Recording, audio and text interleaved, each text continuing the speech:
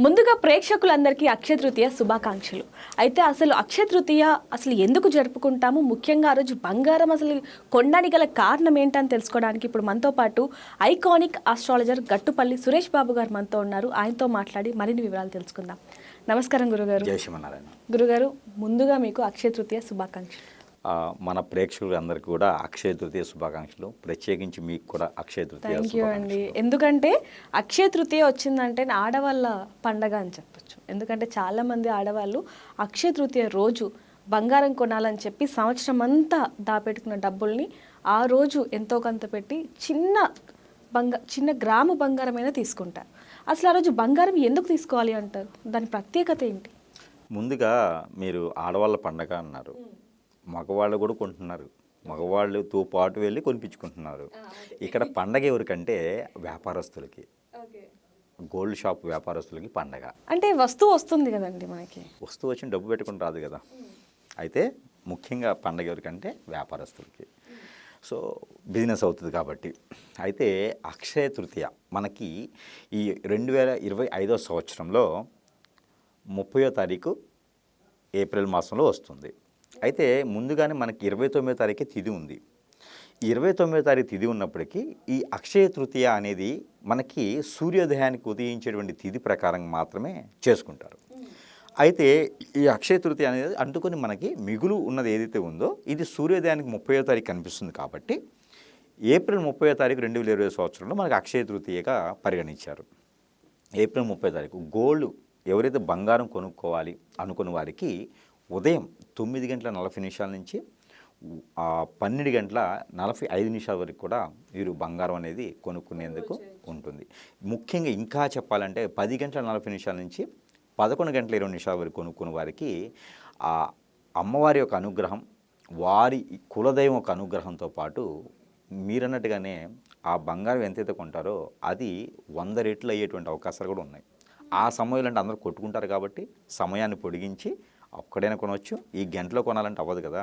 అందుకని ఆ గంటలో కొన్న వారికి ముఖ్యమైనటువంటి అదృష్టం అనేది కూడా ఒకటి రావచ్చు. అది ఒకటి.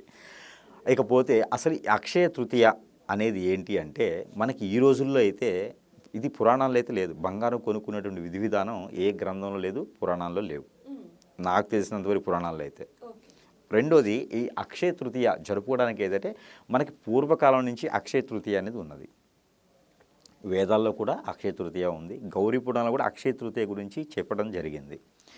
ముఖ్యంగా ఈ అక్షయ తృతీయ ఎందుకు చేస్తారు అంటే మనకి పూర్వకాలంలో దక్షిణాదిన కొన్ని రాజ్యాలు ఉండేవి. ఇప్పుడు మనం చూస్తే అనంత పద్మనాభ స్వామి వారి ఆలయం అట్లా తీసుకుంటే కనుక అలానే దక్షిణాదిన కొన్ని రాజ్యాలు ఉండేవి. ఈ రాజ్యాల్లో రాజులు పాలించేవారు. ఈ రాజులు పాలించేవారైతే తక్కువ రాజ్యం ఉన్నటువంటి రాజులు బాగా ఎక్కువ రాజ్యం ఉంటుంది కదా, అన్ని సంపదలు ఉండేటువంటి రాజ్యానికి దండెత్తుతారు. ఐడియా ఉందా మీకు కదా? దండెత్తుతారు. దండెత్తినప్పుడు రాజ్యం ఉన్నటువంటి రాజు బాగా బతికి అన్ని రకాలుగా ఉన్నటువంటి రాజ్యం మీదకి దండెత్తినప్పుడు ఆ రాజ్యం వాళ్ళు పసిగత్తి వారిలో ఆ రాజ్యంలో ఉన్నటువంటి సంపద అంతా కూడా అండర్ గ్రౌండ్లో, కొండల సందుల్లో, ఆలయాల మధ్యలోనూ బంధనలు చేసి, నాగబంధనలు ఇంకా చాలా రకాల బంధనలు ఉంటాయి, అష్టదిబ్బందనలు చేసేసి ఆ సంపదనంతా దాచిపెట్టుకున్నారు. దాచిపెట్టుకున్న తర్వాత ఈ దండెత్తడానికి వచ్చినప్పుడు రాజు ఎవరైతే ఉన్నారో ఆ రాజ్యంలో చూస్తే అందరికీ కూడా బిక్కుబిక్కుమంటూ ఆహారం కోసం అలమతిట్టిపోయేటటువంటి పరిస్థితికి వచ్చేసారు. అలా కనిపించారు. అలా కనిపించడంతో వీరికి ఏదైతే ఈ రాజు దండెత్తే అతనికి వచ్చేసి ఏంది వీళ్ళ ముఖంలో నెత్తురు చుక్కలేదు, వీరికి ఏ సంపద లేదు, ఈ రాజ్యాన్ని తీసుకొని నేనేం చేస్తాను, నాకు ఈ రాజ్యం వద్దు అని చెప్పేసి వెళ్ళిపోతాడు. అంటే ఆ సంపద ఏమైందంటే రానున్నటువంటి కాలంలో ఆ సంపద అంతా కూడా వారి తరాలకి, వారి కింద తరాలకి, వారికి ఈరోజు కూడా ఆ సంపదని ఏలుతూ ఉన్నారు. ఆ సంపద ఇంకా దాచుకొనే ఉన్నారు. అది జరిగింది అక్షయ తృతీయ రోజున. అందుకనే మనం అంటే ఇందాక మీరు అనడం జరిగింది అక్షయ తృతీయ రోజు బంగారం కొనే ఆనవాయితీ లేదు అని. మరి అది ఏ విధంగా వాడుకలోకి వచ్చింది? అదే చెప్తాను. అయితే ఆ అక్షయ తృతీయ రోజునే ఇది జరిగింది. ఈ రాజ్యాన్ని దండెట్టడం, అక్కడ ఉన్నటువంటి సంపద అంతా దాచుకోవటం. అంటే వారి యొక్క సెంటిమెంట్గా ఏమనుకున్నారంటే అక్షయ తృతీయ రోజు దాచిపెడితే అది తరతరాలకి వస్తుంది కదా అనే ఒక సెంటిమెంట్ వాళ్ళు పెట్టుకున్నారు.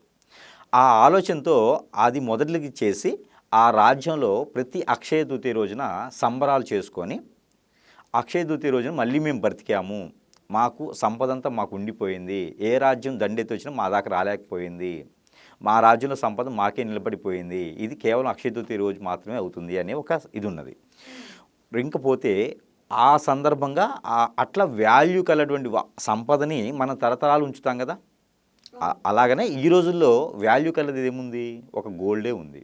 మనుషుల కన్నా డబ్బు కన్నా ఎక్కువ వాల్యూ గోల్డ్కే ఉంది కదా. అందుకని ఆ గోల్డ్ కొనేటువంటి విధి విధానం అలా ఉంది ఈ రోజుల్లో. ఇకపోతే తర్వాత మనకి ఈ అక్షయ తృతీయ అనేది ఇంకోటి ఏంటంటే, ఎవరైతే విష్ణుమూర్తి ఉన్నారో ఈ విష్ణుమూర్తి దగ్గరికి సకల దేవతలు కూడా వచ్చేసి రాజ్యాన్ని పరిస్థితి, పాలన, పాలించే విధానం అన్నీ కూడా మనకి రాజ్యాంగం అంటారు కదా, ఆ రాజ్యాంగం లిఖించింది కూడా అక్కడ చిత్రగుప్తుని దగ్గర లెక్క రాసేది కూడా ఈ అక్షయ తృతీయ రోజు మాత్రమే. జనాలు ఎలా బ్రతకాలి, ఎలా ఉండాలి, ఈ సనాతన ధర్మం అంటారు కదా, ఇవన్నీ కూడా మనకి అక్షయ తృతీయ రోజు మాత్రమే లిఖించబడి ముద్రించబడింది. అందుకనే అవి తరతరాలు అలానే కొనసాగుతూ ఉన్నాయి. మధ్యలో ఏదైనా చిల్లా చిత్క లాంటివి వచ్చినా కూడా వెళ్ళిపోతూ అవన్నీ కూడా తరతరాలు నిలబడిపోయినాయి. అందుకని అక్షయ తృతీయ రోజున ఏదైతే మనము కొంటామో, ఏదైతే మనము నిలబెట్టుకుంటామో అది తరతరాలకి ఉండిపోతుంది అనే ఒక భావన అందరిలో కలిగేసింది. అయితే ఆ తరతరాలు ఉండేలాగా ఉండాలి అంటే ఏమున్నాయి ఈ రోజుల్లో? బంగారం. అందుకని బంగారం కొంటారు. కానీ తెలుసుకోవాల్సిన విషయం ఏంటంటే, బంగారం కొంటున్నారు, కోల్పోయేవి చాలా ఉన్నాయి. అవి ఏంటి? వాల్యూస్, మర్యాదలు, మానవత్వం, దాంతోపాటు ప్రేమ, అనురాగం, ఇష్టాలు ఇవన్నీ ఉండట్లేదు. పెద్దల మధ్యన పిల్లలకి, పిల్లల మధ్య పెద్దలకి ప్రేమానురాగాలు లేవు, ఆప్యాయతలు లేవు, భార్యాభర్తల బంధానికి వాల్యూ లేదు. వాస్తవంగా అయితే అంతే కదా. ఎవరి ఫ్రీడమ్ వారికి ఉంది.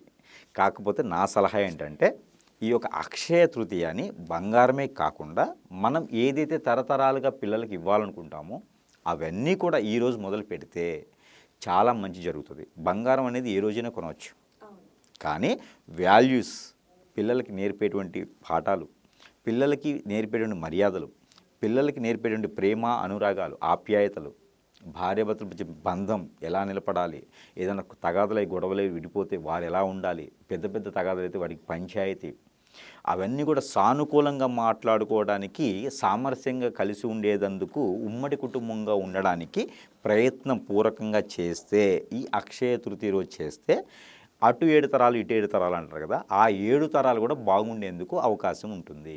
మనం ఏదైతే దూరం అవుతున్నామో, పేరెంట్స్ చెప్పే విధానం లేక పిల్లలు చెడిపోయిన విధానాలు చాలా ఉన్నాయి. అవునండి.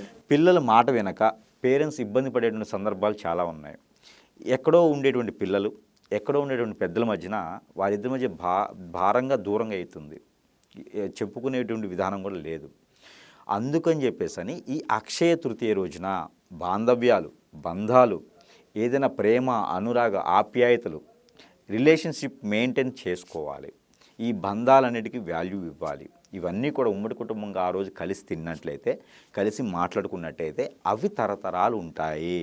కాబట్టి ఈ అక్షయ తృతీయ 2025 సంవత్సరంలో ఏప్రిల్ మాసం 30వ తారీఖు వచ్చేటువంటి అక్షయ తృతీయ రోజున ప్రతి ఒక్కరు కూడా ఉదయించేటువంటి సూర్యునికి ఆరాధన చేయాలి, ఉదయించేటువంటి సూర్యునికి సూర్య నమస్కారాలు చేయాలి. ఉదయించేటువంటి సూర్యుడే దేవుడిగా భావించుకొని ఏ ఆలయానికి వెళ్ళేటువంటి సందర్భం, సమయం మీకు లేకపోతే ఉదయించేటువంటి సూర్యునికి మీరు ఖచ్చితంగా అక్కడ నీళ్లు అగ్ని చేసి, గోధుమతో చేసినటువంటి బెల్లము, గోధుమతో చేసినటువంటి పిండి పదార్థం, తీపి పదార్థం ఏదైతే ఉందో నైవేద్యం పెట్టేసి ఆ స్వామివారికి ఆరాధన చేసుకొని, ఉమ్మడి కుటుంబంగా దూరమైన వారు, ఏళ్ళు కాలు విడిచినటువంటి వారు, దూరమైన వారు, భార్యాభర్తలు దూరమైన వారు, పిల్లలు పెద్దలు దూరమైన వారు అందరికీ పేరు పేరున పిలుచుకొని ఉమ్మడి కుటుంబంగా ఉండి మీరందరూ కూడా సుఖశాంతులతో ఉండాలి, భోగభాగ్యాలతో ఉండాలి అని మొక్కుకొని, మీ ఇంటి దైవాన్ని మొక్కుకొని ఉండి ఆ బాంధవ్యాలకి విలువ ఇవ్వగలిగితే అదే అక్షయ తృతీయ. నేను చెప్పదగింది అయితే ఇది. బంగారం కొనండి, కానీ ఇవి కూడా వాటికి తగ్గట్టుగా పెంచుకుంటే తరతరాలు ఇచ్చేది బంగారం కాదు, తరతరాలు ఇచ్చేది ఆప్యాయతలు, అనురాగాలు, ప్రేమలు, అభిమానాలు, ఇవే ఉంటాయి. రక్త సంబంధం అంటారు కదా, అవునండి. అది పెంచుకోవాలి. దానికోసమే అక్షయ తృతీయ. ఇది గొప్ప విషయం. ఇది చేయగలిగితే ప్రపంచం అంతా కూడా, వ్యాపత్ ప్రపంచం అంతా కూడా మన వైపు చూడటానికి ఆస్కారం ఉంటుంది. నిజంగా గురుగారు ఇవన్నీ కూడా చాలా మందికి తెలియదని చెప్పొచ్చు. అక్షయ తృతీయ గురించి చాలా చక్కగా వివరించారు. ధన్యవాదాలండి.